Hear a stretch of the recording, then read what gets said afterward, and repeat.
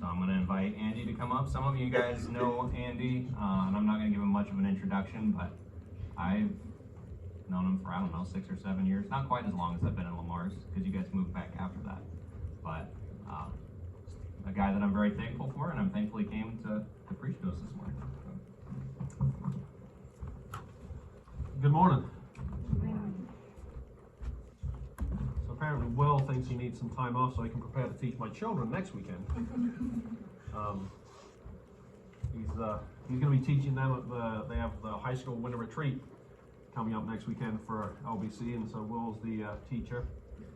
My boys, I think, are looking forward to it. They're nodding yes. Okay. There are 2 high schoolers back there. So as I was thinking, Will asked me probably a month ago now if I would be willing to come and share. And I said sure, and I initially thought I was going to take one passage and teach from that. But then over Christmas break, my wife suggested something else, and she was right, as she often is. And so as I was preparing this lesson, I've used this lesson before, but as I was going through it and preparing to share it with you guys this morning, I think it's for me. So I'm going to teach myself, and you guys can just listen in. It may be applicable to you as well. Hopefully it is.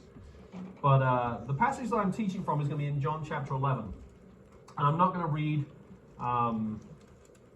to start. I'm going to read it, and we're going to go through and pick out some pieces from these verses, and then we'll look at how that might apply to us as I go through. So if you want to follow along, John chapter 11, we're beginning with verse 1. And it's the story of Lazarus, which is somewhat familiar, hopefully. Lazarus was the brother of Mary and Martha. We know Mary and Martha were friends of Jesus, and this was a family that Jesus cared about, as we'll see. So beginning in verse 1, it says, "Now a certain man was sick, Lazarus of Bethany, the village of Mary and her sister Martha. It was the Mary who anointed the Lord with ointment and wiped his feet with her hair, whose brother Lazarus was sick. So the sisters sent word to him, saying, Lord, behold, he whom you love," focus on that word love for a second. Jesus really did care about this family. "But when Jesus heard this, he said, This sickness is not going to end in death, but for the glory of God, so that the Son of God may be glorified by it." In John chapter 9, Jesus tells a story about, or Jesus is asked the question, who sinned, this man or his parents, that he was born blind? And Jesus says, neither. This is so that the glory of God may be shown. Jesus wasn't necessarily, or the suffering, the experience of Lazarus and the experience of this man wasn't necessarily because of anything they'd done wrong, but simply that God's glory would be shown. And then verse 5, "Now Jesus loved Martha and her sister Lazarus." Oh, sorry, Martha and her sister and Lazarus. That "and" is very important. "So when he heard that he was sick," what does Jesus do? He loved them, so he's going to go immediately, right? No, he stayed where he was 2 days longer. That's not the reaction that we would expect. If you heard that a friend or someone that you cared about was sick or could use some help, would you drop everything and go do it? Jesus says, no, we're good. He didn't say that, but that's what we see. He didn't respond immediately, but he made them wait. After this, he said to his disciples, "Let us go to Judea again." The disciples said to him, "Rabbi, the Jews were just now seeking to stone you, and you're going to go there again?" Jesus answered, "Are there not 12 hours in the day? If anyone walks in the day, he does not stumble because he sees the light of this world. But if anyone walks in the night, he stumbles because the light is not in him."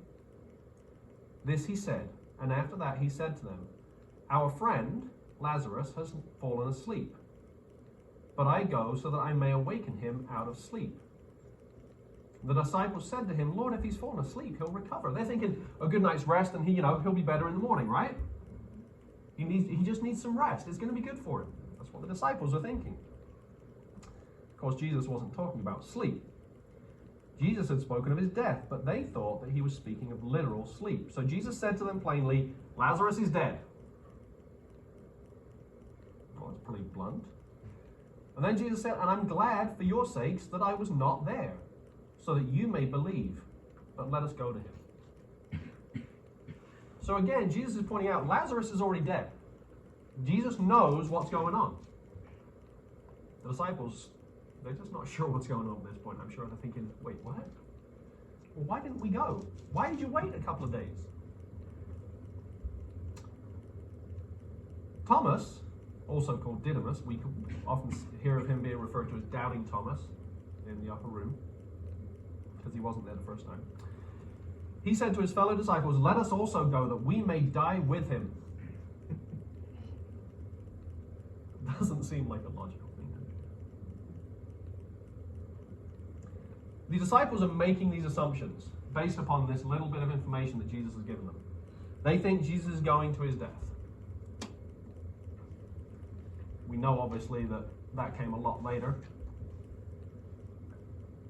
So when Jesus came, he found that Lazarus had already been in the tomb 4 days. Now, Bethany was near Jerusalem, about 2 miles off, and many of the Jews had come to Martha and Mary to console them concerning their brother. Martha, therefore, when she heard that Jesus was coming, went to meet him, but Mary stayed at the house. Martha then said to Jesus, Lord, if you had been here, my brother would not have died. Seems a little like an accusation, doesn't it?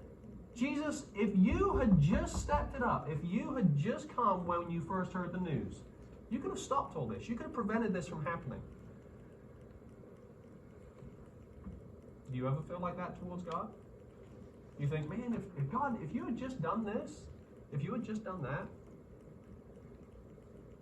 But we know from other stories in the scriptures that Jesus didn't need to be there. There's a story of a centurion who sent a messenger to Jesus and said, my servant is not well. Can you heal him? And Jesus starts heading that way, and the centurion sends another servant and says, you know what? I don't deserve you to come under my roof, but just say the word. And what does Jesus do? Your faith has just healed your servant. And that servant was healed at the very hour.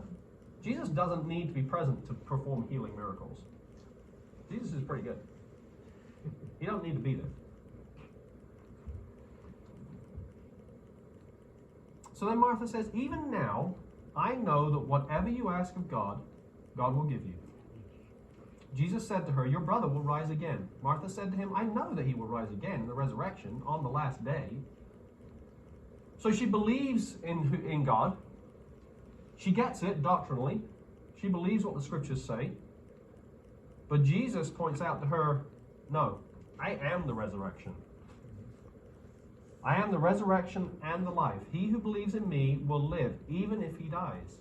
And everyone who lives and believes in me will never die. Do you believe this? She said to him, yes, Lord. I have believed that you are the Christ, the Son of God, even he who comes into the world. She seems to get it. She seems to get it. When she had said this, she went away and called Mary, her sister, saying secretly, the teacher is here and is calling for you. When she heard it, she got up quickly and was coming to him. Now Jesus had not yet come into the village, but was still in the place where Martha met him.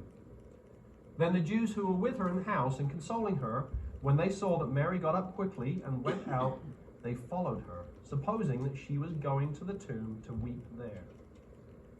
Therefore, when Mary came where Jesus was, she saw him and fell at his feet, saying to him, Lord, if you had been, does this sound familiar? Lord, if you had been here, my brother wouldn't have died. Mary and Martha were on the same page. Both of them seem to accuse Jesus. Jesus, why? Why did you let this happen? Why didn't you come when you first heard the news? When Jesus therefore saw her weeping, and the Jews who came with her also weeping, he was deeply moved. He was moved in spirit and was troubled, and said, where have you laid him? They said to him, Lord, come and see. And then we have the shortest verse in the Bible, Jesus wept. Now Jesus knows all things. Jesus knows what's coming up. But this is a family that he cared deeply for. I've sometimes wondered, did Jesus weep because Lazarus has been dead for 4 days. Maybe Lazarus is already, obviously you speculate. Lazarus is in heaven and I'm going to pull him back out. That's not the case. I don't believe that. But Jesus cared for this family. Jesus saw the pain that the ladies were going through. Mary and Martha were really struggling with it, to the point of blaming Jesus. Jesus wept. He was sad. Jesus had emotions just like we do. So the Jews were saying, see how he loved him? But some of them said, could not this man who opened the eyes of the blind have kept this man also from dying? Again, Jesus is being accused of screwing things up. Why did he wait? So Jesus, again, being deeply moved within, came to the tomb. Now it was a cave, and a stone was lying against it. Jesus said, remove the stone. Martha, the sister of the deceased, said to him, Lord, by this time there'll be a nasty stench. He's been dead 4 days. Jesus said to her, did I not say to you that if you believe, you will see the glory of God? Back up in verse 27, Martha says, yeah, I get it. I believe you are the Christ, the Son of God, even he who comes into the world. So she seems to get it there, but now she's saying, well, what are you doing? Why are we moving the stone? They removed the stone, then Jesus raised his eyes and said, Father, I thank you that you have heard me. I knew that you always hear me, but because of the people standing around, I said it, so that they may believe that you sent me. When he had said these things, he cried out with a loud voice, Lazarus, come forth. The man who had died came forth, bound hand and foot with wrappings, and his face was wrapped around with a cloth. Jesus said to them, unbind him and let him go. Therefore, many of the Jews who came to Mary and saw what he had done believed in him. Did they really have much choice? I would say no. But some of them went to the Pharisees and told them the things which Jesus had done.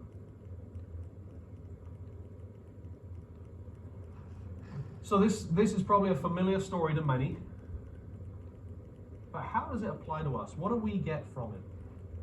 Martha and Mary and those standing around, they accused Jesus of a couple of things. One, of being late and messing things up. And two, of not being and doing what he was supposed to do when they wanted him to do it. Have you ever felt that way? Have you ever thought, God, if you had just opened this door at this time, things would be really different.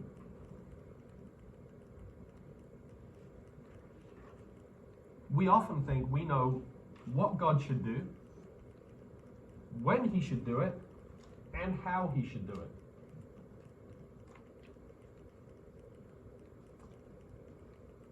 My wife and I met whilst working on board a ship.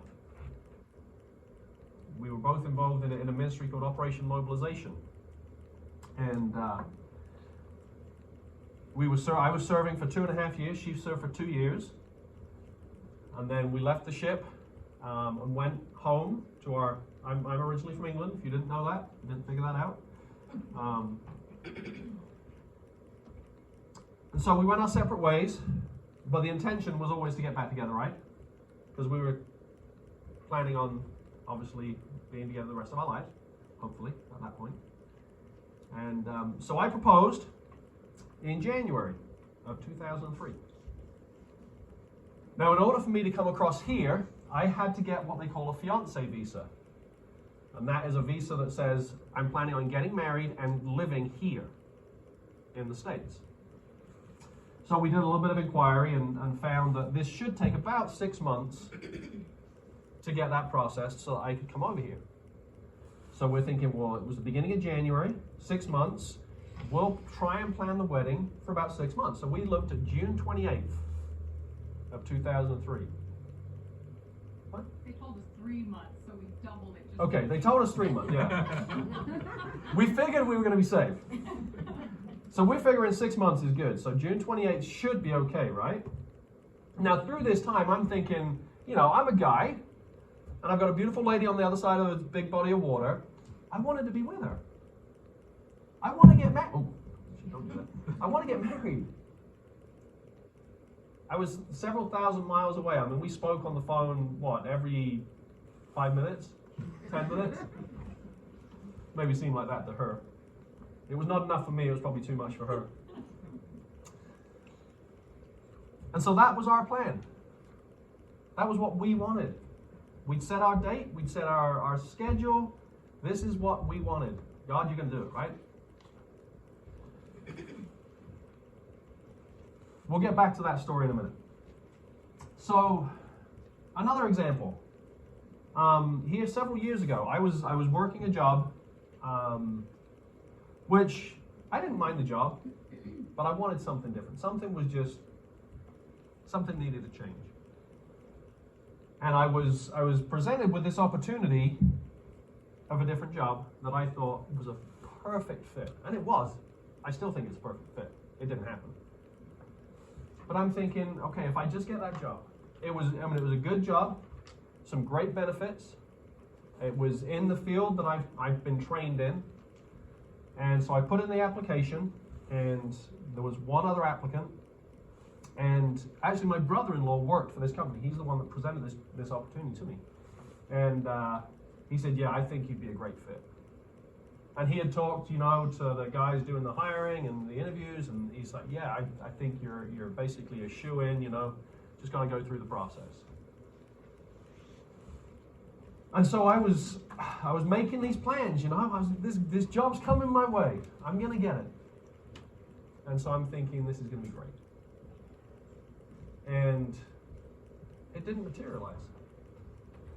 And sometimes even now, I question why. Sometimes even now I think, man, if that had happened, things would be different.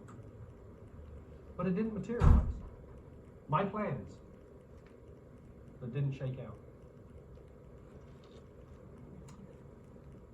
God doesn't always work the way we want him to or think he should.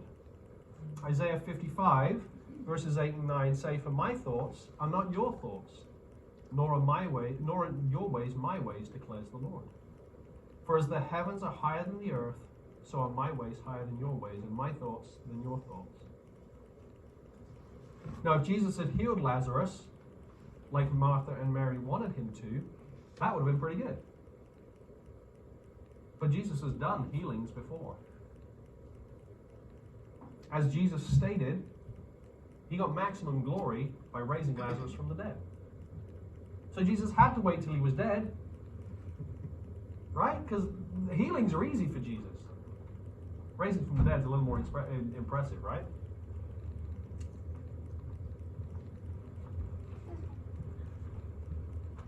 Lazarus had been dead 4 days, and Jesus says, "Lazarus, come out." Jesus got maximum glory because he did things on his timing, the way he was supposed to do it. Psalm 27:14, "Wait for the Lord, be strong, and let your heart take courage." Yes, wait for the Lord. Psalm 37:7, "Rest in the Lord and wait patiently for him. Do not fret because of him who prospers in his way, because of the man who carries out wicked schemes." Psalm 130 verse 5 says, "I wait for the Lord, my soul does wait, and in his word do I hope." We need to remember God is never early. God is never late. God is always right on schedule. If I'd gotten the visa and we'd had our wedding on the 28th, it would have actually been a very, very difficult day to have a wedding. Because Christy's grandpa was killed in a car wreck on the 27th. That would have been a tough day to have a wedding.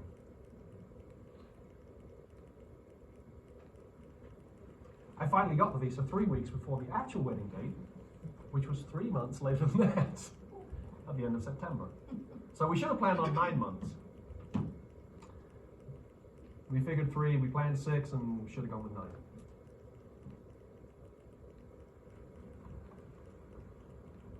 And I'm not saying, well, because Christy's grandpa died, that. But God's timing is perfect. And it would have been really hard.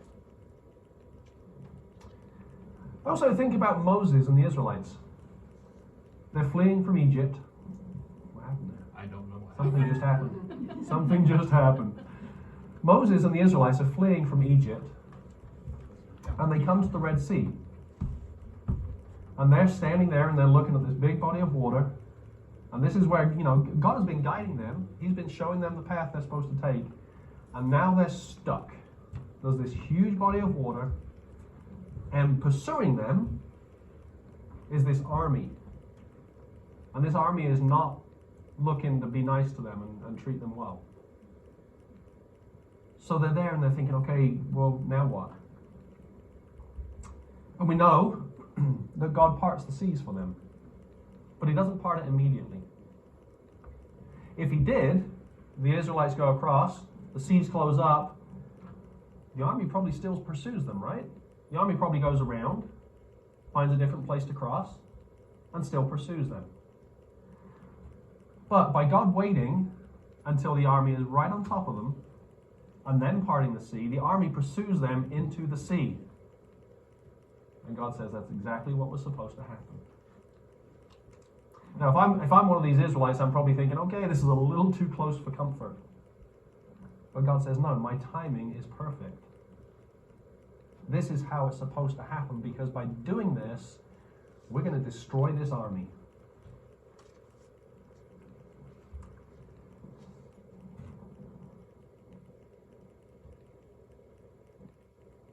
I know I struggle sometimes with God's timing. And I question God and say, God, why? Why does it have to happen this way? Why does it have to happen at this time? Why can't it be X, Y, Z? Why can't things happen faster?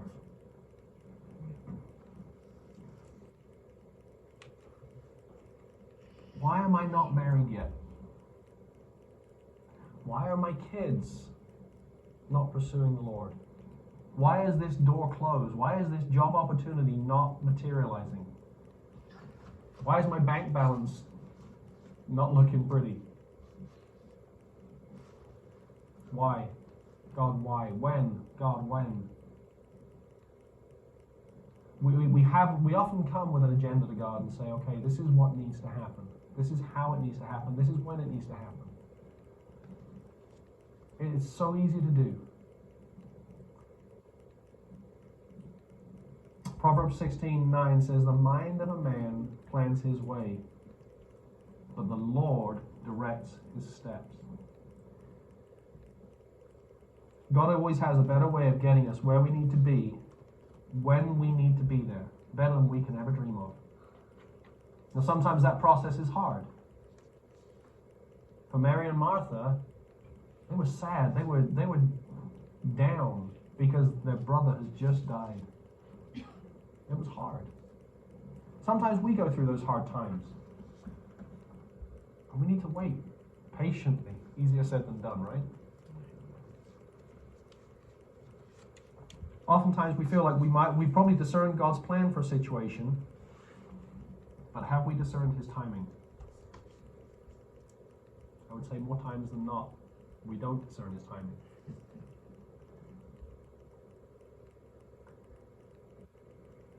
Sometimes circumstances are not what we want them to be. Somebody else got the promotion. Circumstances are not right for us.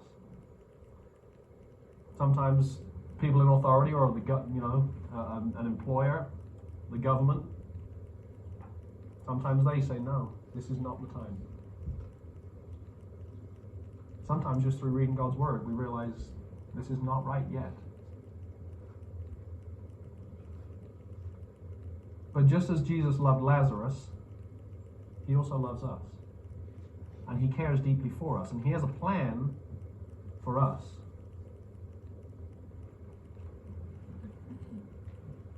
God gets the maximum glory by doing things in his timing, in his way.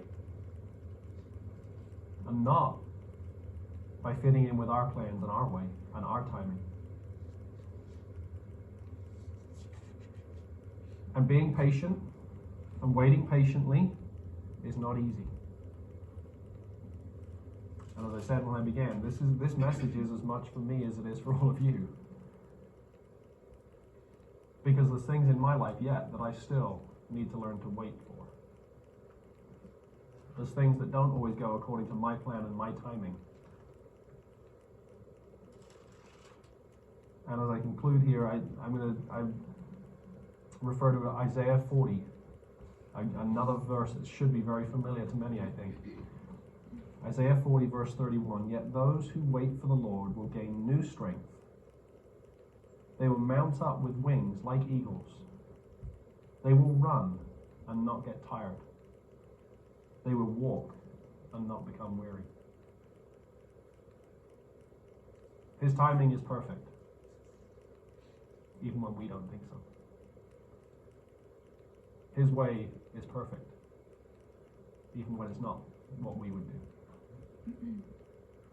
And he loves you just as much as he loved Mary and Martha. And he will work things out in his timing for his maximum glory, if you're willing to let him. Let's pray. God, I just thank you for your word. I thank you for your love for us. Thank you that you care so deeply for us, that you have a plan for our lives. And Lord, as hard as it sometimes is, I pray that you would give us patience to wait, to allow you to work things out for your glory, for your maximum glory, that others may see you reflected in us as we trust in you for your timing and for your plan. In your name.